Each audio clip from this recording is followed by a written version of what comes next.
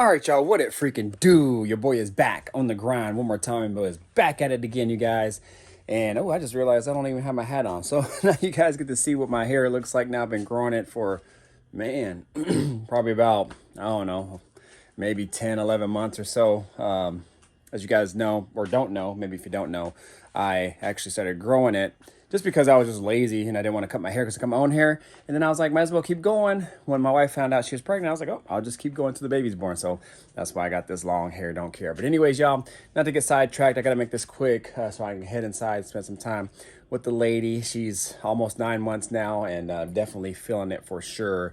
And so I'm just going to go in there and just make sure she's cool and everything, comfort her until she goes to sleep. Then I'll come back out here, work for about an hour or two, and then I'll go to sleep until we got to go to work in the morning. So anyways, y'all, this video is in regards to the K5 here.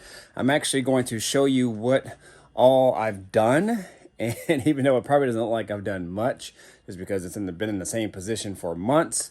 And then I'm going to show you what I still have to do, basically, which is put together the whole damn car. But it actually looks worse than what it is. I'm at the stages now where everything just needs to go back on. I just need to find time to do it. So anyways, let me flip this camera around and show you guys what's up. If you're new to the channel, definitely think about subscribing, hit that notification bell, all that good stuff, y'all. Mr. Griffin 23, trying to get my wife's K5 back on the road all before June. I'm trying to make a show June 3rd, a huge truck show here. I'm going with a couple buddies, Matt and Tyler, who did the work on my rear end here, or the rear portion of the frame.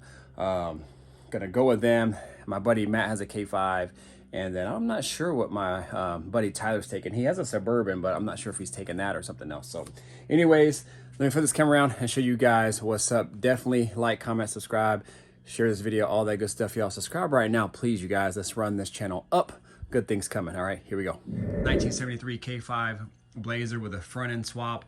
I'm finding all kinds of new stuff on this vehicle, but anyways, it is what it is. It's actually a nice truck, put together pretty well from the outside, from the aesthetics. It looks great. Everything else, well, the engine is actually running good, at least for the most part, from when I've driven it and everything, it seems to be okay. But everything else seems to be not okay, but better now because I fixed a lot of it. So anyway, starting from the front, I cleaned up the whole engine bay. Took out the heater box. It didn't have AC or anything, so took out the heater box, put a delete plate, because this is going to be a nice daily driver, full-time for all the time, until I really can figure out maybe what we're going to do with the firewall. And I don't know. We'll just ride this engine until it goes. I don't know, you guys. I would like to put an LS in it, but I don't know. I don't even know if we'll have it that long. Who knows? But in the meantime, getting this one all nice and neat, looking good. It was way far worse than what it is now. Well, now it's a lot better, but what it was before, man, it was crazy. Dirty everywhere, grease, grime, grit, everything you could think of was all over this engine bay, but everything is now clean, painted, and ready to go. Got these tubular upper and lowers. I think these are DJM brand. They're actually tubular upper and lowers, but with a pocket down there that actually will lower the car. They'll lower the K5 about 3 inches. So, now this is a total of 5-inch drop, because those coils, which is the same one over there, is a 2-inch drop coil. So a total of 5 inches. I actually scored these from a guy off of Facebook Marketplace. I had to drive about 2 hours to go get them, but he only bought them for, I think only bought them for like 150 bucks or 200 bucks or something like that. He was actually going to throw them away because he upgraded to airbags, I think. It was a coworker who got them from his shop. They were throwaways, and he just decided to take them and try to flip them and make some money off them. So anyways, I bought them from him in really good shape. Everything's all good to go. I replaced this rotor here because I couldn't find a drilled and slotted rotor, because that's what was on here before. The other one, it looks just like this on the other side. The only thing I could find was just a solid one, so I went with it. So they both matched. Painted everything, calipers painted, everything's all good to go. Just needs to be plumbed, and I still need to torque all this stuff down and put the cotter pins in there, and then finish the front suspension, steering arms, all that good stuff. And then we should be good to go in the front here. Still got to do all the wiring as well. What I'm doing with the wiring, you guys, is the original harness was shot. I ended up finding out that I can actually probably run my Chevelle harness. I had 2 Chevelle harnesses, and I used one for my Chevelle, and the other one I just saved because it was in good shape. So I found out that actually the fuse box, the fuse panel, is the same exact size as the Chevelle one. And the only thing with it is I'm only basically using the harness to start the car and run all the gauges and the speedometer. That's it. I'm not running any heat. I'm not running any AC. Well, I guess I'm running a stereo, but the harness has provisions for that. So not running anything else. So really, I just need a harness to start and shut off the car, all my senders and sensors and all that stuff, the distributor, and just the dash, and then we should be good to go. So really basic setup as far as wiring goes. We should be good. I also have some wiring tied into the transmission as well. I think it has a generator or a sending unit that goes to the cable for the speedo for the electric dash. I'm actually running a Autometer dash in here. If you guys haven't seen my old video, check that out. It's a full LCD screen with a whole dash kit that fits this car perfectly. So anyways, everything's all cleaned up and ready to go in here. Just really need to put it back together. I do keep forgetting about this. I gotta finish cleaning that up and then paint it and then put it back in the engine bay here. That's for the battery tray. Everything else is pretty straightforward, you guys. Running the lines, putting on the accessories. I still got to paint some of the accessory brackets, like this bracket for the alternator. Everything else was clean. I think this was pretty much brand new. The alternator, the starter. This goes to the glove box, and this bracket actually goes behind the dash. It's a little bracket support. I do need to get a new dipstick. And the hoses I'm going to try to reuse. I think they'll be good, and I need to paint this pulley. So just some small items that I still need to paint in preparation to get this engine back together. I still need to wire wheel this header down. I already have one wire wheeled over here. You guys can kind of see it. I actually painted it with some barbecue paint. A buddy of mine, I actually heard of this before, but a buddy of mine, Tyree, told me I should use some barbecue paint. It holds up really well. So that's what I did, and it actually turned out pretty damn good. Other than that, I can't really think of anything else. I got that from these guys off eBay. And shoot, man, everything else is pretty straightforward. I think it's going to be good to go. A lot of things I had to fix on it. I got those all tidied up and everything is good. New shocks from the same company, DJM, and shoot, man, I think we're all set. So as we move over to the inside here, it's really just putting the carpet back on and then calling it good to go. I did kill mat the firewall. Probably at some point we'll get one of those like firewall padding, like heat shield, whatever, so that way you won't be able to see all that kill mat stuff, and also just to help as well. Or I might use that Noico stuff. I think they have a few different manufacturers as well. That also works the same. I think it's sound deadening and heat proof. So at some point I would like to really go in on this floor as far as sanding it down and wire wheeling it down. All that kind of greenish tan stuff you see is actually adhesive to keep the carpet down. I don't know why they sprayed so damn much, but yeah, they did that to keep the carpet down. I think at some point this was painted as well, because it's supposed to be all orange, like the bottom of that firewall, because I think the original color of the vehicle, at least the firewall and the floor, shows me that it was orange. Then I think it was painted green at one point, like a candy green, and I don't know, now the floor looks kind of black, so I don't know, you guys. Anyways, you guys, I installed that shifter as well. That shifter was actually given to me by the guy that I bought the Chevelle from, but I didn't use it, so I just saved it for a rainy day. So the other shifter was broken, so this one will come in handy. That's actually a true ratchet style shifter. So I should be able to use it and call it good. Hopefully I'll be able to use the existing cable. Just got to run a grommet down there because they didn't run a grommet. On the bottom by the transmission where the cable runs, it was actually sitting on the header. So the protective coating on it is basically burned through, but the wire cable still looks pretty good. So I'm just going to run it for now. At some point I'll change it. So I'm really just trying to get this car on the road. If I can use it, I'll use it. If not, I'll change it, but I'm not trying to do too much since I'm kind of crunched for time. I got about 3.5 weeks, so I need to get this thing done. I'll come back to the interior here in a moment, but under here, we have everything all painted and all good. This is some coating that was already on it. I'm not going to touch it. I'm just going to leave it. He did give me a new fuel tank and sending unit. I probably at some point should change the fuel hoses and everything, but I don't know if I'm gonna have time to do all that. I'm kind of gonna save that for last if I can, because some of these hoses look really old, especially that one as well. And if they're not leaking at this point, I don't want to, you know, basically open a can of worms. If it can just get me through June and possibly just the summer until I can address it and have time for it, I will. Like I said, it was running before, so, but I would like to have a new clean tank under there, but you know, we'll just see. I don't know, you guys, we'll see. This is what we had to repair. It looks worse than what it is, but it's actually braced in really good. As you can see, this was the previous damage. That whole area was broken out here, and then also cracked down here. If you can look at the end of the cracks, you can see there's holes drilled pretty much at the end of every crack.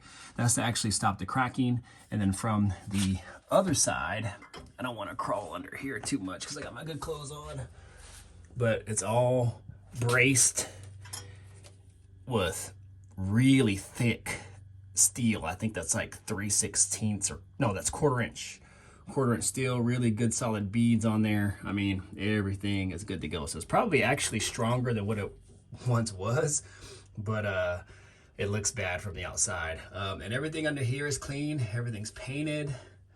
Everything is all good to go under here, you guys. And somebody made that transmission crossmember too. Is actually really nice. And so that's pretty much it for underneath. I also painted the rear end, so that's all ready to be back installed. And also I got to redo the whole brakes. All the brakes are shot on this dang thing, so I'm just gonna replace all the hardware, everything. If you guys watched my last video, you will have seen that I went through some trouble with the drum brakes, and I don't really want to mess with these again. And actually, there's a disc brake kit for this. It's actually really inexpensive. It's supposedly really good. It's like 400 bucks or 450 bucks maybe. It's a full kit, I guess, so for the rear at least. So I might look into getting that at some point, but for now, we'll just call it as is. The only other things I have to do is paint the drive shaft, which is actually sitting over there, then install that, and I think we'll be good to go underneath. Just got to run the fuel lines and all that good stuff, and then we should be set. And then we'll be able to put on the wheels and drop the car. So what I'm also going to do is do a flip kit as well. Well, the cool thing is I don't think I'll have to do a flip kit. Those are the leaf springs. I painted them with some VHT roll bar chassis paint. I've never tried it before, but I heard good things about it. I wanted to try it. So far, so good. The only thing I don't like about it is it's gloss black. I really don't like to use gloss black on my frames or anything like that. I just don't really care for it too much. It's fine for now, but I like a more flat black like that. Plus it hides imperfections a little bit better as well too. So, but a flip kit is basically when you put the rear end on top of the leaf springs, because usually that is actually mounted to the bottom of the leaf springs and they're bolted in with U-bolts and whatnot. But somebody at some point added this piece here. So this is what bolts to the leaf springs, but they added a bottom piece as well too. So they must have took it from an old rear end, put it on the bottom, welded it in, and then now you can flip it front and back. And all a flip kit is basically another one of these, just manufactured a little bit different, and some U-bolts and mounting hardware to put it on, and then you're good to go. So it gives you that bracket piece to put on top of here. Well, excuse me. It gives you that bracket piece to put it on the bottom of here, and then it actually has legs and extensions to set under here, and then it has bolts and everything. You mount it up, and then you're good to go. But that one was already done, so we should be set. Other than that, I'm sweating too, y'all. It's finally hot. It's warm outside, and I am not complaining at all because I've been waiting all year for warm weather. We finally got it, and I am ecstatic. It's car season, man, is officially here. So now I'm really, really anxious and eager to get this thing on the road. Other than that, I painted the dash, and I actually buggered it up a little bit here, trying to put the regular or the LCD dash kit on here, and didn't realize he was scratching it up. But I think that'll actually be hidden, but I might just touch it up. Every nut and bolt that I took off of this vehicle has been shined and wire wheeled by me. So I am not messing around, you guys, doing it all right. Other than that, I took off these brackets for the pedals and all that stuff, took them off, cleaned them all up, painted them, installed them all back in to the master cylinder. This bracket I actually just mounted. I actually got to wipe all this down, probably with some mineral spirits or something, to get all that paint off of that pedal. That's just old overspray that they just didn't wipe off. They just left it there. But everything else is painted. The brackets all painted and everything is good to go. I actually got to get that bracket out and paint it as well. That bracket and the other bracket that I showed over by the dipstick actually supports the bottom of this dash. I didn't realize this whole dash deal doesn't come out. I guess it's actually either bolted somehow if I'm missing something, or it's actually let me see if I can find something. Well, there's bolts here and here, but it also looks like it was welded in over there. But this whole front end is different, so I'm not sure if they did something different. It kind of looks like it because some of these cuts and welds don't look factory. Maybe you guys can see right there. So you can see kind of how it's like wavy and it's like spot welded. So this whole front end was swapped at some point. And I know there's some work involved to do that. It's not an uncommon thing, but my buddy Matt came with me to check out the vehicle and he says it was all done pretty clean and right. So everything looks good. They said that when they had to cut these, I think, as well too, a little bit, because the doors are actually from an 89, I think, K5, which I don't believe were full verts. So they had to use the doors, so they cut them. And he said they did them right and everything. So everything looked good. Hood hinges look good and everything, because those actually mount different, I think, as well too. So man, everything is good to go. So other than that, you guys, really it's just laying the carpet back down, putting everything in. I got the steering column all done. It's all painted. Everything is clean. All these terminals are clean for the ignition switch. I actually changed this lock cylinder. I took the old one off just because I don't know where this truck has been. I don't know how many hands it exchanged or whatever. That lock cylinder was actually good. I just went ahead and changed it so I had my own key, and I knew that there was only one key out there. What I did with this is I took this all apart, well, for the most part, and I switched this whole blinker harness system as well. You know, these go to the signals and all that kind of stuff. And because the old one looks like this, they had wires spliced in, and I think they might have tied in a different harness or something to it. You can see how these are cut off. So since I was using the Chevelle harness, I actually would have needed to either do the same thing they did or just use one from an old steering column, which I have right here. So I took that out, and now I have a whole new blinker assembly kit set up, and it was a good thing I did because these guts are all gone. This is the whole like blinker mechanism deal here. So if I went like this, it should stay, but it kind of moves freely and it's supposed to click in place. So all the guts for it are gone. There's some other stuff missing. The return spring on this side is gone. So anyways, I referenced them before I did this, and they all look the same. So that blinker setup looked the same. The wires and everything are pretty similar, but since I'm using that Chevelle piece and the harness for that, for all the Chevelle, I think we should be good to go, and it should all match up just fine. Other than that, you guys, I got my center console in here. Check my last video, or not my last video, check my previous videos. At some point, you will see that I had added that center console built and made by the Griffin Brothers. I think I loaded up one. If not, what I'll do is I'll save a video from my Instagram and I'll upload it right now. Don't sweat the technique.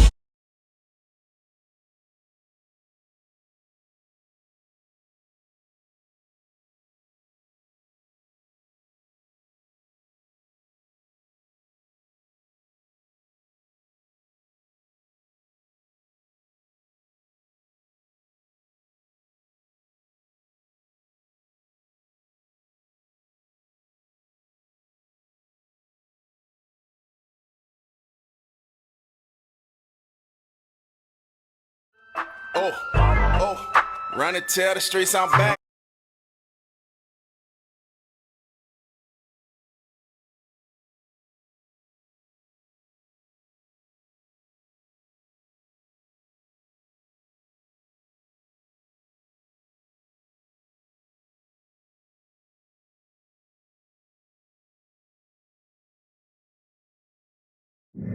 But anyways, y'all, that is pretty much it. Oh, the seats, I actually took the upholstery off of the seats and swapped them around a little bit. Long story short, I had to do some digging to find out where these seats were from, and so that way I can kind of research and know how to take them off. They also are electric, so I wanted to kind of do some information and reference things before I started digging into them. And what I found was, where is that piece at? Oh man, what I found was this piece right here. And then I started inputting numbers on the internet, and nothing really came up because sometimes they put, you know, those build sheets and things like that in the seats or somewhere in the car. And I found that, but that didn't really pull up anything. Well, it did initially, and it kind of gave me a wide range of things. And then I found a part number on the seats themselves, like stamped in. Looked that up, and it gave me GM, Silverado, Denali, Tahoe, Escalade seats. And so all they did, these are the ones with the built-in seat belts like the ones on my Cadillac. And what they did was just cut the seat belt portion off, and headrest and all that made it smooth. And they actually left it in there, the whole, you know, seat belt tracks and all that. I don't know why they just didn't take them out, because they didn't need them anymore. So it did make for a tight fit because they did that. So what I did is, because there were two seats in the front that were a different pattern than the back, and I don't know why they did that either. Oh, I know why they did that, because the seats were out of different cars. So there was two seats like out of like a truck or something. There was two seats out of a Tahoe or Escalade or something. So the pattern of the cushion was different, so they had to stitch them differently. And so also, I think 3 of the 4 seats were power, 1 of them was manual, and they actually had like a passenger side electric one on the driver's side, and then they had a manual one on this side, and they had 2 power seats in the back, but they were flops, so the driver was on that side, passenger was on this side. It was just, whoever did this car just cut a lot of corners, didn't do it right. I mean, from everybody who probably built it to the interior people, the interior folks actually did a really good job on it. I actually really liked what they did, but they were sloppy in some areas as well too. So what I did is I took the best of the electric seats that I could, and I took off the seat belts and all that stuff. I took off all the foam, the upholstery and everything, and then I made sure they all worked, which they did. And so I have power seats on both sides now. And then I took the cushions off, and luckily they all matched up, and I put the 2 of the same patterns on those seats, and now we're good to go. So now we have a functioning driver's side and a passenger side. And also too, why I wanted power was because here's the pattern, so you guys can see. Actually really nice. I actually like what they did. I like that peanut butter too against this brandy wine. But the seats in these K5s come with like a 6-inch riser, I think it is, like 4, or maybe it's 4 inches, maybe it's 4 inches, like a riser, and then the seat sits on top of that, so that way you can see like throughout the car and whatnot. So what I did is, because I didn't want to add that, there's a guy out there who makes a bracket that actually just bolts right to the floor, and you just stick your seats right on top of that bracket. But these are power, and they actually rise up pretty damn high. So I'm hoping that that will be good enough for me to use for the wife and myself to be able to look over the car. So I raise them all up right now, so they're fully extended, and they look pretty dang tall. So that's actually a plus. That's all the molding and seat track coverings and all that. So we should be good to go. Those 2 seats bottoms are actually from the seats I probably took off of that, and the covers and all that, the cushions and all that. And the other seat tracks were just no good, so I threw those away. But other than that, everything else is good. Great stereo system in here. I'm gonna have to find a place to re-put that amp and wire, because I'm only gonna have 2 seats in it for now. They hid this amp under these seats that were in the back, so they had 4 bucket seats. They had 2 in the front, 2 in the rear, and then they hid that amp under that bucket seat. So what I'm thinking about doing is either hiding it under one of these here, or I think I actually might hide it in the console, just on the floor. Because what I might do is, because this is actually made for that shifter, and it also has provisions for the stereo double den. I'm either gonna cut it here and then use my other console and tie that into it, or what I might do, and this might be a better idea, is keep it as it is since it's made for the K5, but maybe just cut it down here. And then what I'm thinking about doing is, because the console is actually black with peanut butter stitching and it has some suede and leather in it and whatnot, because I'm trying to tie more black into it, so that's why it's not all peanut butter. That way, just to give it like a little two-tone and contrast. So what I think I might do is, I don't really care about this console because I'm probably just gonna make another one at some point anyway, or have one made. But what I'm thinking about doing is using some SEM color coat specifically for leather, vinyl, whatever, to paint it. And that way it'll match and go with the center console. And that way it'll also flow into the bottom of the dash, and then we'll be good to go there. So the console that I had made actually sits right inside. It's the perfect dimension to actually sit inside and rest. So if I cut it down here and basically tape this part off and replace it with my console, just sit my console right inside of it, I think we should be set. So I don't know, it'll get me by for now at least. But this console here just has no purpose. It's just a big old hump armrest with a provision for a shifter and the double den. So anyways, I don't know if that made sense. But what I also found out too is this is actually from a later model as well. So it might be from the 89. I haven't looked that far. But the 73 to 75, this dash plaque doesn't go all the way like that around there. So you see kind of how it bows out and then wraps around the corner. The 73 to 75 doesn't do that. It actually stops right about here. So it's just a piece that goes to there. It doesn't wrap around like that, and it's just a little bit different shape. So I'm not sure whoever did this front end swap, if they implemented the dash with it too. So I got to do some more research, because I don't know if a 73 will fit on here now because they used this dash. So I don't know. This thing was just kind of pieced together, and it is what it is. It has a all new different front end look. It's more of a square body now.